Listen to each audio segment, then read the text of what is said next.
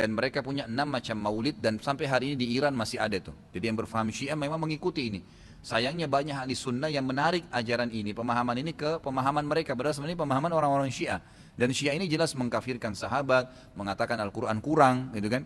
Mereka punya 6 macam maulid. Maulid Nabi SAW, Hasan, Husain, Fatimah, Ali dan rajanya mereka. أعوذ بالله من الشيطان الرجيم بسم الله الرحمن الرحيم.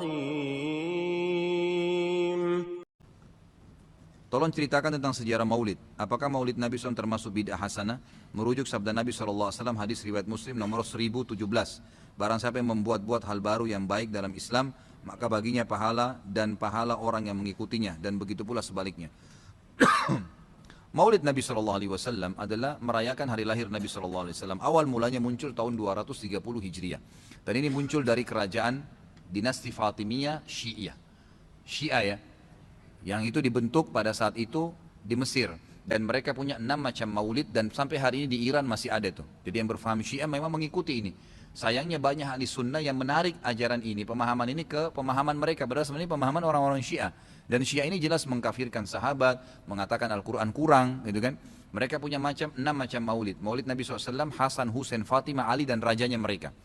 Dan mereka pada saat membaca maulid dengan zikir-zikir yang sering kita dengar sekarang, itu ya mereka berdiri di tengah-tengahnya karena menganggap ruhnya Nabi SAW sedang lewat. Banyak orang ahli sunnah di Indonesia yang benci dengan Syiah.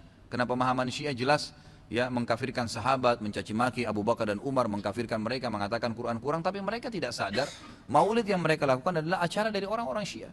Gitu kan? Anda boleh kembali kepada buku sejarah, semua buku sejarah menjelaskan masalah itu. Jadi munculnya di tahun 230 Hijriah dan dilakukan oleh Syiah ya pada saat itu yang mendirikan dinasti Fatimiyah namanya. Baik, itu kurang lebih gambaran tentang sejarahnya. Dan orang-orang Syiah Fatimiyah waktu itu mengadakan maulid.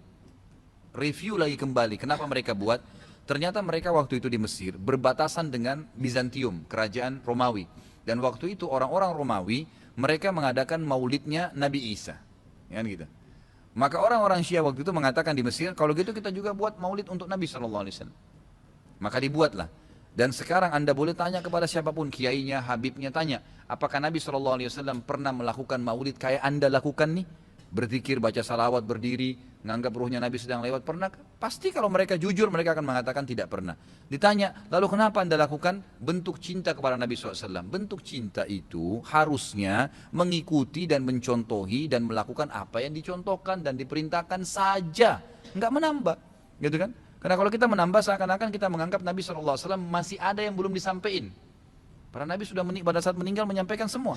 Apa kata Ibnu Katsir rahimahullah? Beliau mengatakan kalimat yang mulia pada saat menafsirkan surah Al-Maidah ayat 3. Al-yawma akmaltu lakum dinakum wa atmamtu alaikum ni'mati wa raditu lakumul Islam madina. Hari ini aku sempurnakan agama kalian, nikmatku untuk kalian dan aku ridho Islam sebagai agama kalian, kata Ibnu Katsir.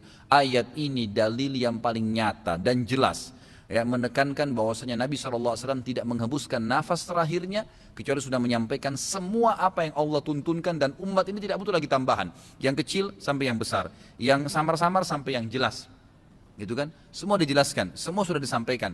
Dan Nabi SAW pada saat mau meninggal dunia di Haji Wada, beliau mengatakan halla ballaktu, ingatlah saya sudah sampaikan kepada kalian. Halla ballaktu, ingatlah saya sudah sampaikan kepada kalian. Sudah cukup semuanya, maka jangan ditambah, jangan dikurangin, saudaraku. Bacalah salawat, Nabi SAW perintahin tuh, banyak perintah salawat. Baca 10 kali pagi, 10 kali sore, zikir pagi sore. Boleh juga dijadikan sebagai zikir rutin kita tiap hari. Nabi SAW perintahkan untuk baca salawat, gitu kan. Dianjurkan untuk membaca. Di hari Jumat disuruh memperbanyak salawat untuk Nabi SAW. Setiap kali disebut namanya SAW dalam majelis ini berapa kali kita katakan Nabi SAW, Nabi SAW. Itu semua fadilah, itu diperintahkan, gitu kan. Tapi jangan dikarang secara khusus, karena itu akan menambah. Sekali lagi, saya tidak menyalahkan.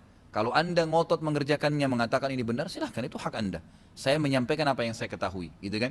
Saya tidak menyalahkan, tidak menghardik, saya mengingatkan apa yang saya ketahui. Kalau Anda anggap ini benar, terimalah, gitu kan. Karena orang yang bijaksana, orang yang berakal adalah orang kalau menerima, mendengar sebuah penyampaian dan itu benar, lebih benar dari apa yang dia ketahui sebelumnya, maka dia menerimanya. Ya, maka dia akan selamat dari sifat sombong, kan gitu. Kalau masalah hadis yang disebutkan tadi, Nabi SAW mengatakan barang siapa yang membuat hal yang baru. Jadi ini terjemahannya pun keliru sebenarnya, gitu kan. Jadi kisahnya begini, ini hadis Bukhari. Nabi Muhammad SAW pada saat suatu hari di siang hari, selepas sholat duhur, begitu kisahnya ya.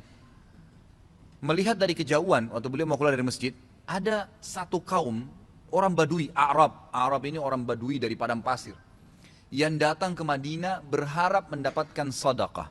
Karena miskinnya mereka, dalam riwayat ini dikatakan sampai mereka hanya menggunakan satu lembar kain yang tidak dijahit.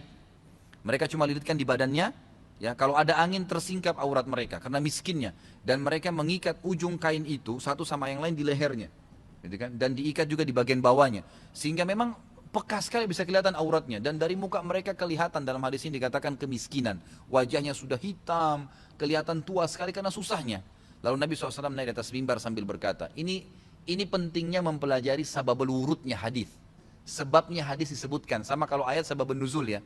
Perhatikan hadis tadi yang disebutkan, ini adalah sababul wurudnya. Ini saya ceritakan sekarang. Maka Nabi SAW naik di atas mimbar setelah tahmid dan salawat untuk diri beliau dan memuji Allah tadi, tahmid dan salawat, beliau mengatakan, wahai muslimin, sesungguhnya semua yang kalian kumpulkan di dunia tidak akan bermanfaat buat kalian. Semua akan habis. Sebaik-baik harta kalian adalah harta yang kalian infakkan selama kalian hidup. Maka berinfaklah sebelum datang masalah akhirat, datang kematian. Lalu dalam hadis ini panjang lebar Nabi SAW ceritakan masalah kematian, masalah hisab hari kiamat. Lalu motivasi, bersedekahlah sebelum terlambat waktunya. Ya, semua yang punya sesuatu di rumahnya bersedekah. Berikan orang-orang yang susah itu, yang datang menuju ke masjid. Berikan kepada mereka sebelum mereka injak masjid ini. Lalu kata Nabi SAW, bersedekahlah walaupun hanya dengan sepotong kurma. Jadi kalau seseorang antara kalian punya kurma di rumahnya satu butir, bagi dua. Satu dia makan setengah, setengah dia makan, kasih setengah orang miskin ini. Saking pentingnya bersedekah. Waktu itu, ikhwan dan akhwat sekalian, sahabat termotivasi, ada yang menangis. Ada satu orang, sahabat berdiri. Lalu dia mengeluarkan semua yang dia miliki di kantongnya. Ya Rasulullah, ini saya sedekahkan. Dengan melihat orang itu melakukan, sahabat di masjid ramai-ramai melakukannya. Pada keluarin semua hartanya. Apa kata Nabi SAW? Siapa yang menunjukkan perbuatan baik dalam Islam, yang memulai. Kenapa? Karena tadi ini orang memulai kasih. Maka dia akan mendapatkan pahala orang yang melakukannya tanpa dikurangi sedikit pun dari pahala orang yang melakukannya. Jadi kalau kita ajak orang ke masjid atau kita ajak orang bersedekah, lalu dia dapat pahala nih, 10 pahala misalnya karena sholat atau karena sedekah. Kita kena mengajaknya, diberikan juga pahala 10 tanpa dikurangi dari pahala dia. Kan begitu. Ini sebabnya hadis. Sayangnya hadis ini disalahfahamin, dijadikan bolehnya mengatakan ada bidah hasanah. Semoga Allah berikan hidayah. Padahal mereka tidak paham sebab urutnya. Ada sebabnya hadis itu disebutkan. Jadi bukan kosong begitu saja. Gitu kan? Jadi mudah-mudahan ini bisa difahamin apa yang telah Nabi SAW sampaikan.